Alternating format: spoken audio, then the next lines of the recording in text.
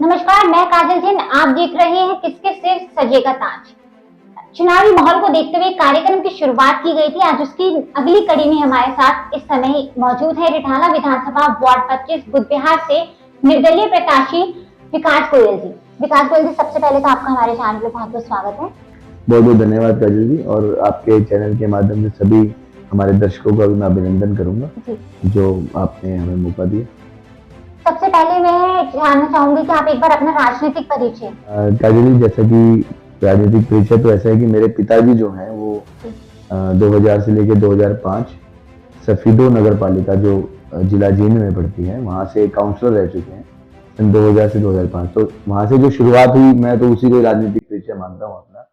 बेशक से उम्र में छोटा था पर सीखने को वहीं से मिला, समाज सेवा भी और राजनीति भी।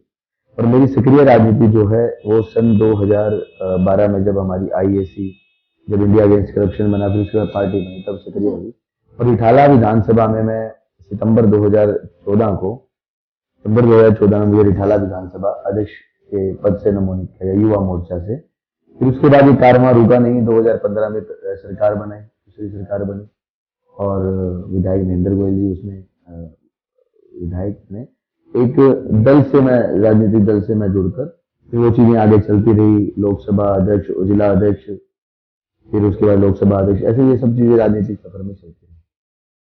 जैसे कि आप आम आदमी पार्टी में थे, आम आदमी पार्टी को क्यों आपने छोड़ा और क्यों आप निर्दलीय चुनाव लड़ने के लिए इस समय मैदान में? देखिए, पिछले 10 वर्ष जो मैंने अपने परिवार के, अपने बच्चों का समय, अपने काम का समय मैंने अपनी पार्टी को दिया, जो मेरी पहली पार्टी थी आम आदमी पार्टी।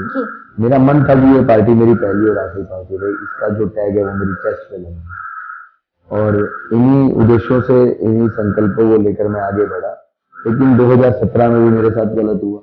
फिर मुझे अरविंद जी ने मुझे कहा कि नहीं, आप चिंता ना करो। उन्होंने तरह तरह के प्रलोभन भी दिए, पर मैं क्या हुआ ऐसा 2017 में?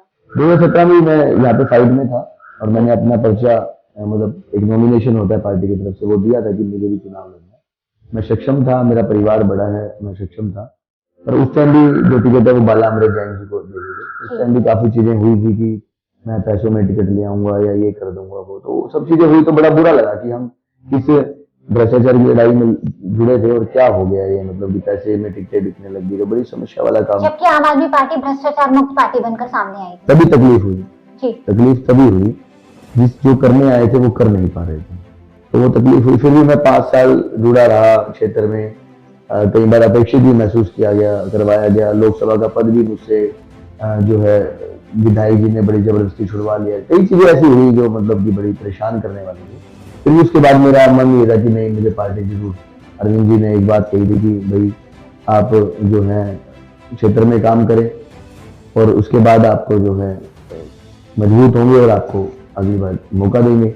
इस बार हम क्षेत्र में ही मजबूत थे। मेरा एक एनजीओ है बुधबिहार विकास समिति, उसके तहत 525 परिवार हमसे जुड़े हुए हैं और पिछले 5 वर्षों से क्षेत्र की सेवा में लगातार लगे हुए हैं। बहुत सारे काम क्षेत्र में किए आप सबके सहयोग से। किस तरह के काम? जैसा कि जैसे हमारी शुरुआत जब हुई तो लोकल इश्यू को लेकर थी। जैसे हमारे एक पुल है, यहाँ पर एंट्री पुल है सुंदर, हमने उसका सुंदरीकरण किया। वहां से स्वच्छता अभियान चलाकर सफाई की और वहां पे अवैध पार्किंग होती थी, आवारा पशु होते थे, उन सबको खत्म किया। बीच में एक डिवाइडर बना दिया। तो ऐसे छोटे छोटे काम जो जनता की जरूरत थी, जिसे 35 वर्षों से कोई भी सरकार नहीं करवा पाई थी, वो बुधबिहार विकास समिति ने करवाने का प्रयास किया। उसमें बहुत सारे काम है काजल जी। अगर 5 वर्षों का मैं हिसाब किताब दूं तो लगभग ज्यादा नहीं कहूँ तो 1 महीने के हमारे 2 इवेंट कम से कम आप एवरेज लीजिए तो 1 साल के 24 इवेंट को आप मल्टीप्लाई करें। अगर मोटे तौर पे हम कामों की बात करें तो एक बार वो बहुत छोटे में आप बता दीजिए कि किस तरह। जैसे एक बहुत बड़ा काम, सबसे पहले 8000 घरों में एक घर एक पौधा अभियान के तहत डोर टू डोर जाकर हमने पौधे क्षेत्रवासियों को सहयोग से दिए। और उसके बाद हमने लगभग 12 प्याऊ आप सभी क्षेत्रवासियों के जो हैं उनके सहयोग से अपने 12 ठंडे पानी के प्याऊ लगवाए, जो आज भी कार्यरत हैं। और उसके बाद हमने लोगों ने कहा कि पेड़ तो आपने दे दिए, तो हमने छत पे रख दिए बाहर, इससे ज्यादा बेनिफिट कहाँ होगा। तो पर्यावरण जागरूकता अभियान में फिर हमने एक पेड़ मेरे घर के सामने इवेंट चलाया, जिसमें हमने जमीन से पेड़ लगाए और 169 पौधे काजल जी आज मेरे कद से भी ऊपर हो चुके हैं। तो बड़ा अच्छा लगता है। आज इन प्याऊ से लगभग 1500 बच्चे पानी पीते हैं। ऐसे बहुत सारे काम है। कोरोना काल में जब कोई आपस में बात नहीं करता था, वैक्सीनेट की प्रक्रिया हम लोगों ने स्लॉट बुक करके करी, कैंप के माध्यम से करी। कूपन ई कूपन दिए गए, बहुत सारे काम कोरोना में मेरे प्लाज्मा डोनेशन के लिए हमने कैंप चलाए, बहुत सारी चीजें ऐसी, आधार कार्ड, वोटर आईडी कार्ड, ये सब चीजें। फिर उस कड़ी में एक हमने महिला इकाई का निर्माण किया और आज 3 वर्षों से हमारे महिला इकाई कार्यरत है। इस बार आपने भी टिकट मांगी थी, लेकिन टिकट नहीं मिल पाई, इसका कोई कारण? इसका कारण तो क्या बताऊं मैं आपको, अब शक होने लग गया और शक भी हो ही गया, क्या बचे। जब आदमी अपने क्षेत्र में भी मजबूत हो, पार्टी के लिए भी कार्यरत हो, पार्टी की आइडियोलॉजी से भी जुड़ा हो, तब टिकट उसके ना मिलकर एक ऐसे प्रत्याशी को, ऐसे व्यक्ति को टिकट मिल जाए जो कहीं भी वो सफर नहीं करते, एजुकेशन के मामले में वो सफर नहीं करते, युवा के मामले में वो सफर नहीं करते। बड़े हैं, मेरे आदरणीय हैं, बेशक से कुछ रहते तो हम सब बुद्धियार नहीं, लेकिन अनुभव में भी वो कहीं सफर नहीं करते, प्रवक्ता के रूप में भी कहीं सफर नहीं करते, और आप मतलब सेवा का भी कोई भाव नहीं है उनके अंदर। कई इंटरव्यू पहले उनके हैं, आप उठा के देख लीजिएगा वो क्या कहते हैं, किस तरीके से बात करते हैं। तो कोई आइडियोलॉजी किसी प्रकार की मुझे नहीं लगती कि कोई पार्टी का कुछ रहा हो, बस ये है कि जिसके बंडलों में दम होगा, जिसके ठेले में दम होगा, टिकट उसको मिलेगा। और ठेला हमारे पास है नहीं जी, हम तो मांग कर गुजारा करने वाले हैं, आपसे मांग लेते हैं, कभी किसी से मांग लेते हैं। तो क्षेत्र के लिए हमें बस काम करना, हमारी नियत काम करनी है। तो मतलब कुल मिला के जो इस बार टिकटें वितरण की गई है आम आदमी पार्टी की तरफ से, वो कहीं ना कहीं पैसे के दम पे सभी को टिकटें दी गई। वो दिख रही है ना जी सामने सामने। अगर आप प्रतिभा को दबा रहे हो, अगर आपके पास ये पार्टी क्यों आई थी, ये पार्टी इसलिए आई थी ना कि वो कहते थे कि हाँ जी आप बंद ऐसी कमरों में फैसले लेते हो, तो आज इसमें क्या हो रहा है, इसमें तो यही हो रहा है ना। बिल्कुल। पार्टी एक कार्यकर्ता जो दरी बिछाता है, जो झंडे उठाता है, जो पेट से नारे लगाता है, भूखे पेट रह के भी काम करता है, फिर भी उस कार्यकर्ता की तवज्जो ना देकर पार्टी किसी और को, जिसको अनुभव नहीं है, ऐसा मतलब आम आदमी पार्टी में नहीं, भाजपा में भी ऐसा हुआ। 4 दिन पहले कोई आया, उसको टिकट दे दी गई, सभी कार्यकर्ताओं में रोष है। और मैंने तो निवेदन भी किया अभी एक चैनल के माध्यम से कि ये सभी कार्यकर्ता मजबूत होकर मेरे साथ खड़े हों, मुझे अकेला मत छोड़ना। मैं ये लड़ाई किसी पार्षद पद के लिए नहीं लड़ रहा, ना मुझे पद की आवश्यकता। पिछले 5 वर्षों से मेरे क्षेत्रवासियों ने, हर संस्था ने, हर बड़ों ने इतना प्यार शुमार दिया कि मैं आज भी हर मंच पे आज द्वारा सम्मानित किया गया। ये लड़ाई मैं हर कार्यकर्ता के हक की लड़ाई लड़ रहा हूँ। मेरे साथ खड़े होंगे तो मुझे ये लगेगा कि मैं अकेला नहीं, अकेला छोड़ दिया तो शायद ये विकास कभी दोबारा पैदा होने की हिम्मत नहीं। अगर आपकी क्वालिफिकेशन की बात करें तो वो क्या है? काजल जी, मैं क्वालिफिकेशन में आपको बता दूं कि मैं ग्रेजुएट हूँ, बीकॉम जेबीटी हूँ, और अपनी मेरी पढ़ाई जो प्रारंभिक पढ़ाई है वो अपनी हरियाणा से हुई शफीदों से। तो इस तरीके का मेरा ये। अगर आपका काम जानने का प्रयास करें, क्या काम करते हैं, परिवार को किस तरह से चलाते हैं? जी, बहुत अच्छी बात, ये आपने काजल जी बहुत अच्छा सवाल किया। हम जो है लेंटर के पैसों पे आधारित हैं, पहले बता दूं। हम समाज सेवा में हैं और अपना व्यापार करके अपनी दाल रोटी चलाते हैं। बेसिकली मेरा जो बिजनेस है वो फुटवेयर लाइन से, फुटवेयर इंडस्ट्री से है। कुछ फुटवेयर बनाने में जो प्रोडक्ट्स यूज होते हैं उसके छोटे छोटे पार्ट्स की मैन्युफैक्चरिंग है। तो अपना दाल रोटी का गुजारा बहुत बढ़िया हो रहा है, अपने वो चिंता नहीं है। अगर आप इस क्षेत्र में आते हैं तो किन वादों और इरादों के साथ आए हैं कि जनता आपको पसंद करे? देखिए काजल जी, सबसे पहले मेरा कारण ही आने का या चुनाव लड़ने का ये कि हमारे अंदर जज्बा है। 35 वर्ष से हम सिर्फ लूटते आ रहे हैं, कभी कांग्रेस को वोट देते आ रहे हैं, कभी भाजपा को वोट देते आ रहे हैं, और भ्रष्टाचार के नाम पर पैदा हुई आम आदमी पार्टी जो सब कुछ पाक साफ थी उसको वोट देते आ रहे हैं। और सबसे बड़ा दुर्भाग्य तो छोड़िए, हमें लगता है कि हम जो है बिजली पानी के मुद्दे पर वोट देंगे। अरे भाई, वो हमारा हक है, वो सरकारें दे रही हैं, उनका चुनाव चला गया। ये चुनाव क्षेत्र का चुनाव है, क्षेत्र के विकास का चुनाव है, चेहरे का चुनाव है, तो हमें उसका ही करना चाहिए कि जो क्षेत्र का विकास कर सके, जिस पर आप पर इतना हक हो, जिसका इतना जुड़ाव हो कि आप उसका कान पकड़कर काम करवाएं। अब बात रही मुद्दों की, तो सबसे बड़ा मुद्दा यहाँ साफ सफाई का है। सबसे बड़ा मुद्दा यहाँ पे गली की साफ सफाई का, नालियों का है, कूड़ा उठाने का है। बहुत यहाँ पे लेंटर माफिया इतना सक्रिय है कि अगर आपको अपना घर भी बनाना हो तो आपको ये श्योर है कि आपको पैसे देने ही देने पड़ेंगे। और बिल्डर भाइयों की तो रेट ही इतने ज्यादा करके है कि वो सारी की सारी लागत हम लोगों से ही वसूली करते हैं। पूर्व निगम पार्षद आपके यहाँ से गायत्री हेमराजकर जो कि भारतीय जनता पार्टी की थी, उनके द्वारा क्षेत्र में किस तरह के काम करवाए गए, और जैसे कि आपने लेंटर माफिया की बात की, वो आपके क्षेत्र में किस तरह से सक्रिय रहे? देखिए, कहीं ना कहीं देखो, मैं तो क्या बताऊंगा, जनता बोलती है काम, वो नहीं रहे, वो असफल थे तो शायद टिकट नहीं मिल पाएगा। अगर वो सफल होते तो मुझे लगता है कि ये टिकट उनको ही मिलती, तो 4 दिन पहले आके टिकट नहीं लेके जाता।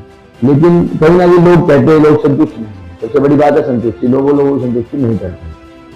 जिस तरह से आप जनता के पास जा रहे हैं, डोर टू डोर कर रहे हैं या फिर पद यात्रा निकाल रहे हैं, तो क्या लगता है कि जनता का समर्थन, जनता का प्यार आपको किस कदर मिल रहा है? देखिए, मेरा जो शुरुआत है वो भी यही है कि मैं जनता का उम्मीदवार हूँ। बिल्कुल। मैं खुद खड़ा नहीं हुआ, मुझे मेरी टीम और जनता ने खड़ा किया है, और मेरा जो चुनाव निशान है वो भी मेरा टीवी का निशान है। और मैं जहां जहां घर घर जा रहा हूँ, अपार अटूट प्रेम प्यार मिल रहा है, क्योंकि मैंने रिश्ते कमाए हैं काजल जी। मैंने धन नहीं कमाया, मैंने रिश्ते कमाए हैं, प्यार कमाया, भाई कमाए हैं, रिलेटिव कमाए हैं। मैंने वो चीजें, क्षेत्रवासी बड़े अटूट है, वो दिल से मुझे समर्थन दे रहे हैं। उनको उन्होंने पहले भी टीवी को जिताया था और वो आगे भी टीवी को जिताएंगे, ये उन्होंने प्रण बना लिया है। और आज हम बड़ी अच्छी पोजीशन में खड़े हैं और आने वाले समय में हमें सीट निकाल के रहेंगे। कल एक सर्व समाज की मीटिंग बैठी थी जिसमें उन लोगों ने ये डिसाइड किया कि सभी लोग मिलकर, जितने भी वो लोग इस मीटिंग में थे, कि आम आदमी पार्टी से जो प्रत्याशी हैं उनको सभी लोग समर्थन करेंगे। इसको किस नजर से देखते हैं कि कितना उचित है इस तरह से मीटिंग बिठाकर ये तय कर लेना? काजल जी, मैं उस विषय पे कल परसों एक मीटिंग हुई थी, उसमें कोई फैसला नहीं निकला और सभी मेरे अधोनी है। देखो, मैं क्यों इस बात के लिए कोई चर्चा का विषय बनाऊं, पर मेरी व्यस्तता की वजह से मैं ज्यादा चीजें देख नहीं पाया। लेकिन हाँ, अगर जब समाज की आप बात करते हैं तो समाज किसी 2, 4, 5, 6, 8 लोगों से बनकर नहीं बना होता। समाज एक बहुत बड़ा वर्ग है, बहुत बड़ा समाज है। जबकि आप तो सर्व समाज की बात करते हैं, तो मुझे लगता है कि जल्दबाजी ना करके सबके हितों का ध्यान रखते हुए ही फैसले एक पूरी सभा में लेने चाहिए थे, ना कि कोई। तो मतलब मुझे ऐसा लगता है कि इस चुनाव की राजनीति में, मेरे सभी अग्रणियों में दोबारा बोल रहा हूँ, इस चुनाव के चक्कर में आप अपनी साख को खराब ना करें, किसी के हित में समर्थन देके, किसी के, क्योंकि हम बच्चे सभी थे। अगर आप सर्व समाज की बात करते तो आपको कैंडिडेट को चारों को खड़ा करना चाहिए एक ही प्लेटफॉर्म में। क्या हुआ आज कांग्रेस कमजोर है? क्या हुआ निर्दलीय कमजोर लगता है? तो नहीं, तो सब है। हम आइडियोलॉजी की बात करते हैं, आप मंच में खड़े करिए, उनसे बात करिए कि आप शिक्षित कितने हैं, आप अपने क्षेत्र की समस्या को सिविक सेंटर में अधिकारियों के पास कैसे उठा सकते हैं, आपकी आइडियोलॉजी। अभी तक ये भी पता नहीं चला कि किस आधार पर उन लोगों ने ये डिसाइड किया कि आम आदमी पार्टी से ही अमृत जैन जी को समर्थन करना है। क्योंकि अगर ऐसा कुछ था तो चारों प्रत्याशी को मुझे लगता है कि शायद बुलाना चाहिए था और उसके बाद उनकी काबिलियत के हिसाब से ये निर्णय लेना चाहिए था। उनकी शिक्षा कितनी है, किस तरह से लोग उन्हें पसंद करते हैं, या क्षेत्र में वो किस तरीके से काम करेंगे, उनका बैकग्राउंड क्या है, किस तरह से उन लोगों ने पहले काम किया है। सिर्फ एक छोटी सी पहले मीटिंग रखी गई जिसमें पहले एक अच्छी सी मीटिंग रखी गई जिसमें ये बोला गया कि हाँ इस तरह से मीटिंग बनेगी। लेकिन कल अचानक से एक मीटिंग रखी गई जिसमें विधायक जी को भी बुला लिया गया। अगर वो सर्व समाज की मीटिंग थी तो विधायक जी का वहां पे आना कितना उचित है और इस तरह का निर्णय कितना उचित है? देखिए, आपने सारी चीजें, आपके सवाल में ही जवाब था, और मैं तो यही फिर पुनः वही कहूंगा कि ये जो सारी स्ट्रेटजी है उसमें ना कहीं आप अपनी व्यक्तिगत छवि का नुकसान कर रहे हैं, कहीं ना कहीं आप उस कैंडिडेट की छवि का नुकसान कर रहे हैं जिसको आपने समर्थन दिया। क्योंकि देखिए, दोबारा फिर बात बता रहा हूँ, अगर किसी के दिल को ठेस पहुंचेगी, अगर आप उसको शामिल ना करके 2 लोग अगर बंद कमरों में बैठ के निर्णय ले लेंगे, जिससे ये पार्टी बनी थी, और इसके लिए भी अगर ऐसा होता है तो कहीं ना कहीं जो बचा हुआ समाज है, बचे हुए लोग हैं, उनके अंदर एक कंफ्यूजन पैदा होती है कि नहीं, ये जो चीज है ये हमें इन्होंने ऐसा फैसला क्यों ले लिया। तो मेरा मानना है कि शायद थोड़ी सी जल्दबाजी रही। फिर भी मैं तो यही सभी से अनुरोध करूंगा कि चुनाव के चक्कर में अपनी जो छवि है और प्रत्याशी है उसकी छवि खराब ना करें। चुनाव एक भाईचारे का, और ये चुनाव तो वैसे ही भाईचारे का है, बिना किसी चक्कर के जनता जवाब देगी। जनता के वोट से हमें, जनता स्वतंत्र है, मत एक स्वतंत्रता का अधिकार है, मत हमारा पर्व है लोकतंत्र में, उसके लिए हर कोई आदमी स्वतंत्र है, उसको अपने मत का अधिकार है, वो कहीं भी डाले, तो उसमें किसी प्रकार का दबाव नहीं होना चाहिए। पर शायद दुर्भाग्यवश कुछ लोग जो है इस तरीके का सोचते हैं। मैं कहूंगा कि उनका निवेदन है कि वो अपनी छवि को बचा के रखे, क्योंकि 20 दिन के चुनाव के बाद हमें उनसे फिर मिलना है, उनको हमसे फिर मिलना है, इसका अपनी छवि को झूमना है। बात करें भ्रष्टाचार मुक्त आम आदमी पार्टी की, अभी हाल फिलहाल में देखा गया कि मॉडल टाउन से जो विधायक हैं वो भी भ्रष्टाचार में लिप्त पाए गए, और उनके जो साले हैं और उनके जो 2 साथी हैं उनको गिरफ्तार कर लिया गया है, क्योंकि पैसों में, पार्टी में टिकट को लेकर पैसों का गमन किया गया है। इसको किस तरह से देखते हैं? देखिए काजल जी, मैं अपने चुनाव में बहुत ज्यादा व्यस्त हूँ, और शायद अभी हमारी बात भी हो रही थी, मैं रात को भी 4 बजे सोया था और सुबह 8 बजे उठा था। तो मैं जब जिस घर जाना नहीं उसके बारे में जानना था, तो जो चीज छोड़ दी मोदी तो छोड़ी है ना, ये बात तो सबसे पहले मैंने उठाई थी। आप देख लीजिए सीसीएन के माध्यम से मैंने उठाई है वो बात, और कम से कम 11 लाख व्यूज पोस्ट है। पूरा भारत देश में पार्टी को इतना नुकसान हुआ है कि पार्टी को समझना चाहिए कभी कार्यकर्ताओं के लिए आपने क्या किया, कार्यकर्ता ने आपके लिए क्या किया। और आपने, मैंने यही तो मुद्दा उठाया है कि आज, और वही बात आप कह रहे हैं कि उनको अरेस्ट कर लिया जाए, तो कहीं ना कहीं ये चीजें हुई हैं। समंदर में तूफान ऐसे नहीं आता काजल जी, इसके पीछे भी कुछ ना कुछ कारण। आप जैसे कि आम आदमी पार्टी में इतने साल रहे, अगर मैं रिठाला विधानसभा की बात करूं तो पार्टी में ऐसी क्या कमियां हैं जिसकी वजह से आपने पार्टी छोड़ी?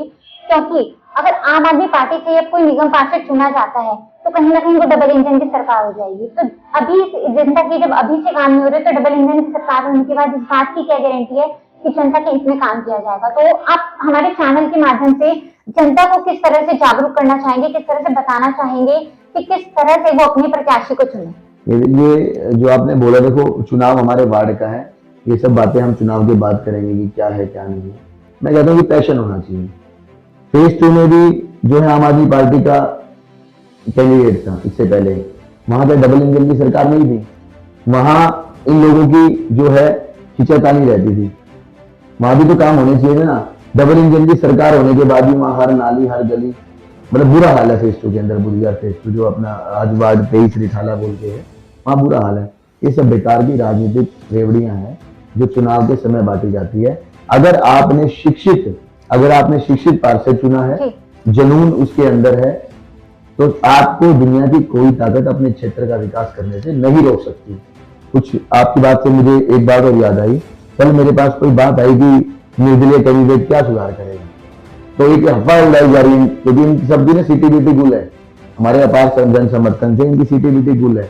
अब ये क्या तरह तरह की बातें फैला रहे हैं कि जो है निर्दलीय आदमी क्या करेगा, सरकार ऊपर किसी की होगी नहीं तो किसी की होगी। मैं कहता हूं कि एक पार्षद अगर शिक्षित है, मजबूत है, उसके पास टीम वर्क है, तो वो अपने आप में हर तरीके से मजबूत है। काम उसको अपने जितने उसको कर्मचारी मिलते हैं वो उससे करवाना है, ठीक है ना, और उसको अपने साफ सफाई उन लोगों से करानी। बेसिक मुद्दा तो साफ सफाई का है ना। अब अगर आपके 120 कर्मचारी, अगर उसकी नीयत ही साफ नहीं होगी और आप कितनी भी सरकार, अब जो आदमी 3-3 करोड़ 2-2 करोड़ 75 लाख रुपए देकर टिकट लेके आए हैं, क्या काजल जी वो क्षेत्र का विकास कर देंगे? जब उनकी नीयत ही खराब होगी तो किस में खाएंगे? कर्मचारी 120 है, तनख्वाह जा रही है 60 की कर्मचारी की तनख्वाह देंगे। लेंटर बनेगा, कोई मकान बनेगा, वहां पूछवा देंगे लड़कों को कि ये पैसे लेने। लेकिन इस तरह का भ्रष्टाचार लगातार सामने आता रहता है कि कहीं ना कहीं जिस तरह से आए दिन एनसीडी में जो कर्मचारी वो हड़ताल पर रहते हैं, उनकी सैलरी नहीं दी जाती, या फिर आधे लोग आते हैं लेकिन फिर भी उनकी हाजिरी लगा दी जाती है। सुनने में आता है कि ऐसी चीजें जो निगम पार्षदों तक इस चीज का पूरा पैसा पहुंचता है। काजल जी पता क्या है, आपको खुद पाक साफ होना पड़ेगा। जनता को वो प्रतिनिधि चुनना चाहिए जो खुद अपने आप में ईमानदार हो। मैं अपने आप का ईमानदारी का सर्टिफिकेट नहीं दे रहा, लेकिन मेरे को पैसे से प्यार नहीं है। मुझे पैसे से प्यार नहीं है, मुझे सिर्फ और सिर्फ सेवा भाव से प्यार है। अगर आप खुद पाक साफ होंगे तो ना तो आपका कोई कर्मचारी रिश्वत लेगा, ना अधिकारी रिश्वत लेंगे, मतलब उन पर इतनी नकल कसली है। लेकिन खुद को पाक साफ होना जरूरी है। अगर आपके अंदर 100 कमी है तो आप किसी गलत का विरोध नहीं कर सकते। लेकिन जिसको इस चीज की आदत शुरू से पड़ चुकी हो, तो क्या लगता है कि अगर आप निगम पार्षद बन भी जाते हैं तो आप इन सब चीजों में सुधार ला पाएंगे? मैं बता रहा हूँ, तभी तो हम बता रहे हैं कि भाई जब शुरू में आदत टिकट पैसे से खरीदने की पड़ गई तो ऐसे प्रत्याशियों को चुनना क्या, चाहे वो आम आदमी पार्टी से हो, चाहे वो भाजपा से हो, किसी से भी हो, ऐसे पार्टियों का, ऐसे पार्षदों का हम करेंगे क्या? तो इस बार ये पार्टियां सब धोखा है। हमें अपना वार्ड 25 बचाना है, ये मौका है, तो जुनून होना चाहिए। और मैं वादा करता हूं कि ये 5 वर्षों से निष्पक्षता के तौर पर हमने ये काम किया है अपनी समिति के अंदर भी, और हम आगे भी, जब आज भी हमें कोई आवश्यकता नहीं है, फिर भी कई काम ऐसे होते हैं जहां कलम की ताकत की आवश्यकता पड़ जाती है। तो आज टीम ने फैसला लिया है और आप यकीन मानिए हम इसको बड़े अच्छे से निभाएंगे। हमारे अंदर कोई ऐसी मोह माया का लालच नहीं है कि हमें पैसे चाहिए, नहीं। हमारा दाल रोटी का बढ़िया गुजारा हो रहा है। आज भी 1 महीने का राशन मेरी रसोई में है, आज भी 1 महीने का राशन मेरी रसोई में है। इतना अपार जन समर्थन है, मुझे अगले महीने के राशन की चिंता नहीं। अगर मैं बात करूं कि जिस तरह से अभी आपने बोला कि कहीं ना कहीं जो लोग हैं वो आपको पसंद कर रहे हैं, लेकिन अगर बात करें आम आदमी पार्टी से जो अभी इस समय निगम की जो टिकट मिली है अमृतलाल जैन जी को, वो पहले भी 2017 में चुनाव लड़ चुके हैं। कुछ ही वोट का मार्जिन था जिस वजह से वो चूक गए। तो आप भी आम आदमी पार्टी से थे, आम आदमी पार्टी की इस तरह से वोट बटना आपके लिए कितना ज्यादा चुनौतीपूर्ण रह सकता है? लेकिन आप, मैं इसमें ना 2 सवाल आपके ले रहा हूँ एक एक करके। एक मुझे बात याद आ गई। देखो, अमृत जैन जी को 682 वोट से वो हारे थे। 9200 लोगों ने तो उनको वोट दी थे ना। मुझे लगता है कि सबसे मजबूत कैंडिडेट अमृतलाल जैन जी होते हैं, हमसे भी मजबूत होते हैं, मैं मानता हूँ। कब होते? जब वो 9200 जो मताधिकार लोगों ने उनको 9200 वोट दी थी, अगर उनके इस जनमत का वो जनमत का अगर स्वागत करते, जनमत का अगर वो आदर करते, उनके बीच रहते 5 साल, विपक्ष की भूमिका निभाते, उनके लिए काम करते, तो वो आज सबसे बड़े सिंपैथाइजर होते। लेकिन नहीं, उन्होंने क्या किया?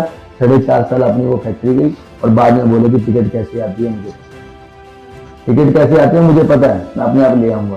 तो 4.5 साल उन्होंने काम, जब वो अपनी फैक्ट्री में काम कर रहे थे ना काजल जी, तब हम लोगों ने बुधवार की टिकट में माफी, ठीक है ना। तो कहने का मतलब ये उनका फेलियर है कि 9200 लोगों ने जो उन्होंने अपना मत दिया था, वो उनका कभी सम्मान नहीं कर पाए, उनके हक की लड़ाई नहीं लड़ पाए। तो आज वो किस तरीके से दावेदार है उस चीज। इसमें एक सवाल और था आपका। अगर मैं इसी में बात करूं कि जिस तरह से आपने कहा किस तरह से दावेदार है, पिछले कुछ सालों में जिस तरह से उन्होंने अपनी फैक्ट्री में काम किया और आप लोगों ने गली गली नापी है, इसमें आम आदमी पार्टी से उनको टिकट मिल जाना, जबकि यहाँ पर दीपक जैन और विकास गोयल यानी कि आपके द्वारा क्षेत्र में बहुत ज्यादा अधिक काम किए गए जनता के हित के लिए, और आप दोनों को ही इस तरह से टिकट न मिलना और आपका निर्दलीय आना, इस समय क्षेत्र में जनता के लिए ये किस तरह की हानि हो सकती है कि जैसे आप और दीपक जैन दोनों को ही यहाँ से टिकट नहीं मिले? देखिए, कहीं ना कहीं क्षेत्रवासियों में रोष की भावना तो है, सबका एक अपना अपना फैन फॉलोइंग होता है। दीपक जैन छोटा है मेरे से, मेरा छोटा भाई भी है। मैंने उनको 2014 में अपने वार्ड का अध्यक्ष भी बनाया था। कुछ वैचारिक मतभेद रहते हैं जीवन के अंदर, वो हुए भी, और जैसा ये नहीं चलता रहा। लेकिन आज मैं कई जगह जब मिलता हूँ लोगों से, और ये सच को सच मानना चाहिए कि अपना दुश्मन ही क्यों ना हो, वो तो भाई है फिर भी छोटा। आज मैं जब जाता हूं तो बोलते हैं कि विकास जी, टिकट या तो आपको मिल जाती या दीपक को मिल जाती, तो हम साथ थे। लेकिन टिकट उस आदमी को मिल गई जिसने 4.5 साल कुछ नहीं किया। काजल जी, मैंने काम किए, मेरी जो फैन फॉलोइंग है, मैंने आप लोगों से मांगकर, पैसे मांगकर, सहयोग लेकर काम किया। क्षेत्र में अपनी टीम बनाई, एक अलग प्लेटफॉर्म बनाया। दीपक जैन ने जो काम किया, वो काम सत्ता के साथ किया, विधायक जी के सहयोग से किया, और उन्होंने भी अपना एक अलग ग्राउंड, अपना प्लेटफॉर्म बनाया। तो कहीं ना कहीं मुझे टिकट ना मिलना, तो मेरे ग्राउंड के लोगों का, मेरे फॉलोअर्स में ये एक रोष है।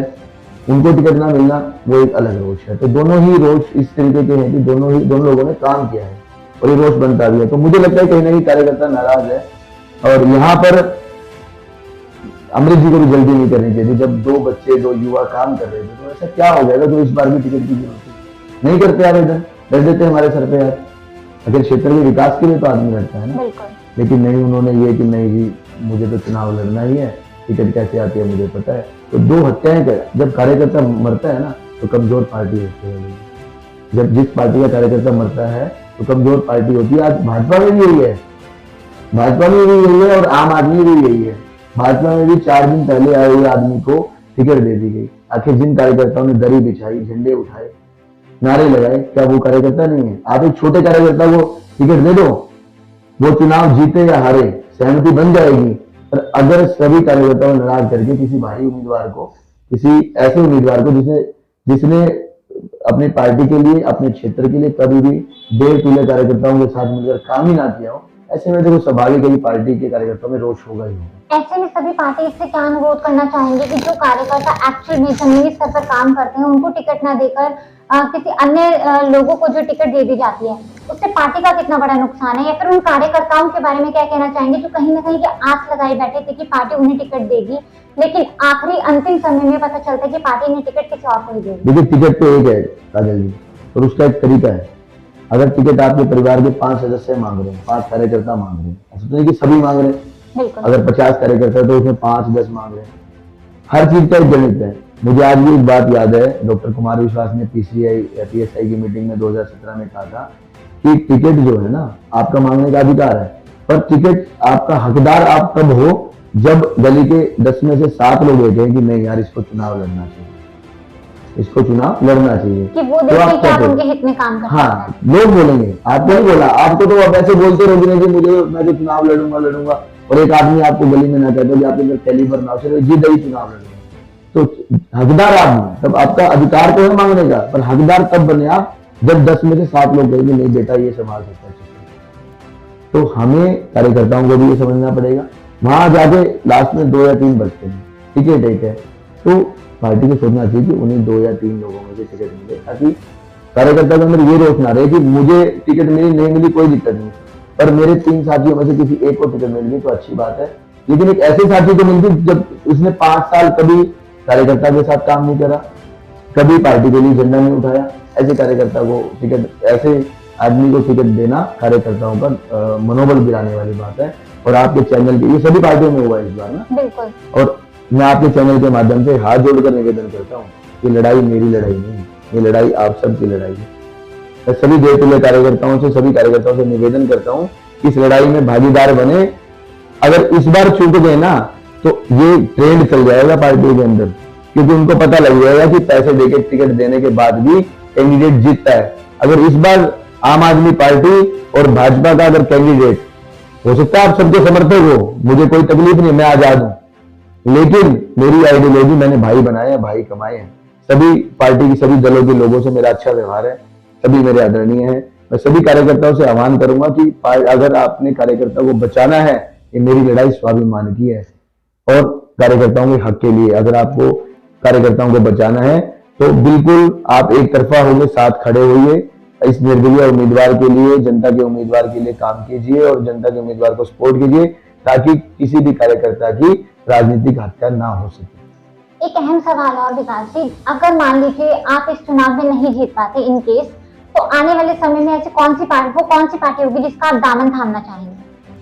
बहुत अच्छा सवाल किया आपने काजल जी। मुझे आज भी उस रात का याद है जब ये टिकट अनाउंस हुई, हम साथियों की एक फिट टीम बैठी, क्योंकि हमारा तय था कि हमें चुनाव लड़ना है, अगर क्योंकि बहुत नाजायज होगा, अगर इस बार भी टिकट कट जाएगी तो बहुत नाजायज होगा।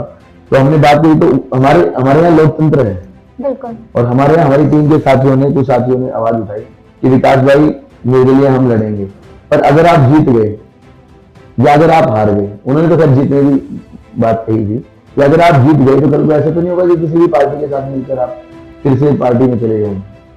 आज तो आप अपनी पार्टी को भी गलत कह रहे थे, पर ये ना हो कि कभी कल को आम आदमी पार्टी का दामन थाम लो, कल को। लेकिन मैंने उनको यही कहा, आप मेरी टीम है, आप मेरा परिवार है, मैं खुद से खड़ा नहीं हुआ, खड़ा आप लोगों ने किया है। आप मुझे जो आदेश करेंगे मैं वो करूंगा। मेरे अंदर इतनी हिम्मत है कि मैं अपने वार्ड के, अपने क्षेत्र के काम के लिए सिविक सेंटर में अकेला टाइट हो सकता हूँ, मेरे अंदर इतनी हिम्मत। क्या किसी तरीके की ऑफर आपको भाजपा की तरफ से भी आई थी? क्योंकि बीच में सूत्रों के हवाले से ये भी खबर आई थी कि आप कहीं ना कहीं भाजपा आपको टिकट देने के लिए अप्रोच कर रही है। टिकट बटने से पहले? जी। अच्छा, लेकिन मेरी नजर में नहीं है, उनकी नजर में रहा होगा कि ऐसा कुछ उन्होंने, हो सकता है कि क्या देखा हो, पर मेरी नॉलेज में ऐसा नहीं है कि भाजपा वगैरह से। हमारे चैनल के माध्यम से सभी दर्शकों से क्या अपील करना चाहेंगे कि बुधवार की जनता आपको वोट करे? देखिए, मैं हाथ जोड़कर निवेदन करूंगा कि आने वाली 4 दिसंबर को आप अपने मत का अवश्य प्रयोग करें, मत अवश्य डाल के आए। लेकिन ये आपका मत अपने क्षेत्र के विकास का भाग्य जो है वो फैसला करेगा, भाग्य का। और आप ऐसे को चुने जो आपके क्षेत्र का विकास कर पाए, अपना विकास ना करें, क्षेत्र का विकास करें। अगर मुझसे भी कोई ज्यादा ठीक हो ना तो मुझे बता देना, 3 तारीख की रात को मैं अपना वोट भी उसको दे दूंगा, मुझे तकलीफ। आपने सुना कि विकास जी ने क्या कुछ कहा, सभी सवालों के जवाब आपने सुने। आखिर में बस यही देखना होगा कि आने वाले 4 दिसंबर को सबसे ज्यादा जनता किसे अपना प्यार देती है, कौन सी पार्टी या फिर कौन सा प्रत्याशी यहाँ पर निगम में आकर जनता के हित के लिए काम करेगा। तब तक के लिए नमस्कार।